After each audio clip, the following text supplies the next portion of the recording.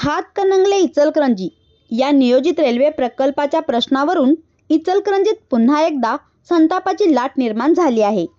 सन 2017 मध्ये रेल्वे मंत्रालयाने या प्रकल्पाला मंजुरी दिली होती। शहराचा वाढता औद्योगिक विस्तार आणि व्यापार लक्षात घेता इचलकरंजीला रेल्वे जोडणी मिळावी हे शहरवासियांचे अनेक वर्षापासूनचे स्वप्न आहे।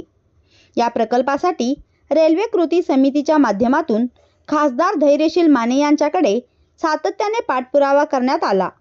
मात्र खासदारांनी या प्रश्नावर वेळकाढूपणाची भूमिका घेतल्याचा आरोप रेल्वे कृती समितीने केला आहे।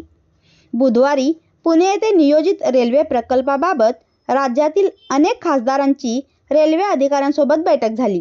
यावेळी विविध खासदारांनी आपल्या जिल्ह्यातील रेल्वे प्रकल्पासाठी आक्रमक आणि आग्रही भूमिका मांडली।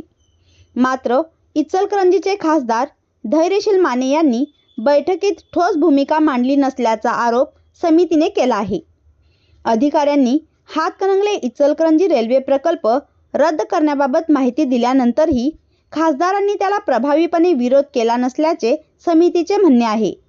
दरम्यान आज काही वृत्तपत्रांमध्ये हातकणंगले इचलकरंजी रेल्वे मार्ग रद्द झाल्याचे वृत्त प्रसिद्ध झाल्यानंतर शहरात खळबळ उडाली। त्यानंतर रेल्वे कृती समितीची तातडीची बैठक निमंत्रक अजय जाधव म्हणजेच आबा यांच्या निवासस्थानी झाली। बैठकीत खासदारांच्या भूमिकेचा तीव्र निषेध करण्यात आला।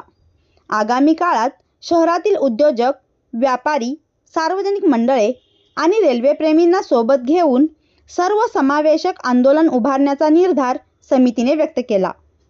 आता हा लढा केवळ रेल्वे कृती समितीचा राहणार नाही तर संपूर्ण इचलकरंजीचा लढा असेल, असा इशारा समितीचे निमंत्रक अजय जाधव म्हणजेच आबा यांनी दिला।